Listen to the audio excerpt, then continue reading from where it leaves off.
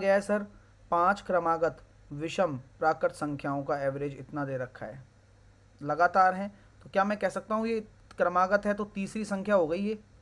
हाँ, तो तीसरी संख्या अगर ये हो गई है तो आप चाहते हैं तो पहली संख्या भी निकाल सकते हैं 25 और 23, और आप चाहें तो आप अंतिम संख्या भी निकाल सकते हैं 31।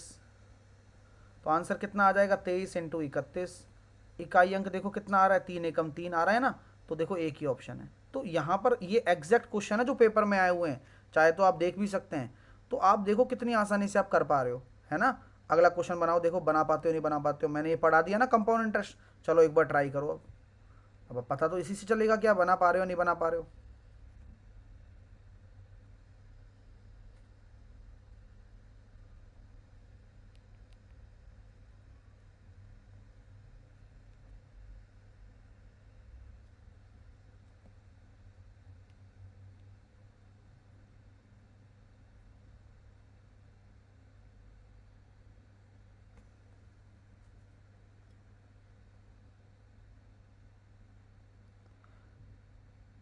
अब देखो ब्याज, वार्षिक चक्रवर्ती ब्याज की दर पर आधार पर करने पर 12,500 रुपये की जो राशि है वो 10% की चक्रवर्ती ब्याज की दर पर इतने रुपए हो जाती है।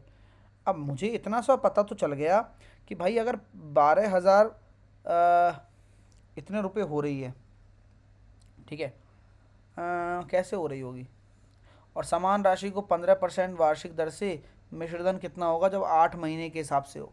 तो यार समय निकालो, समय।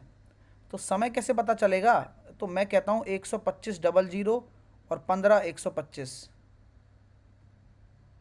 ठीक है भाई, अब मैंने क्या किया, समय निकालने की कोशिश।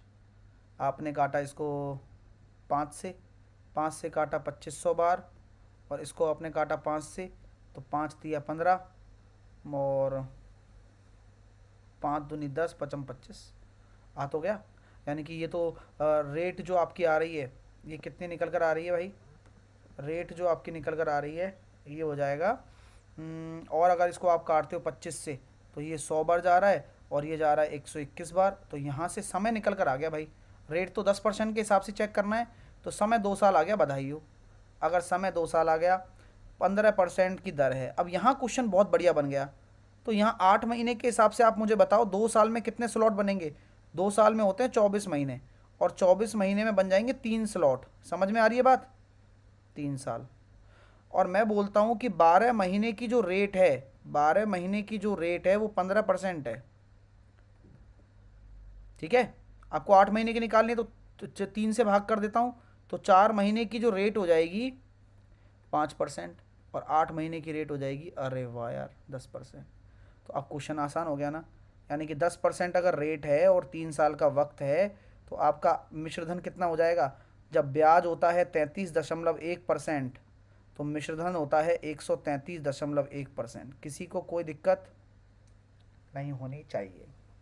तो आपका प्रिंसिपल कितना था भाई, 12,500 ही था। आप चाहो तो आप कैसे भी सॉल्व कर लो, 12,500 का 33.1, वेरी गुड। अब जब आप इसको सॉल्व करेंगे तो ये कितना निकल कर आ रहा है, 125 इंटू 33.1। तो यहाँ पर आ गया 4137.5, और इसको आप किस में जोड़ दो, प्रिंसिपल में। तो 12,500 में अगर आप इसको जोड़ेंगे 4137.5 को, तो ये आ जाएगा 57366, 16, आंसर आ गया 16,638। अब आप इग्नोर नहीं कर सकते, कई जो बच्चे होते हैं पढ़ने से पहले ये बोल देते हैं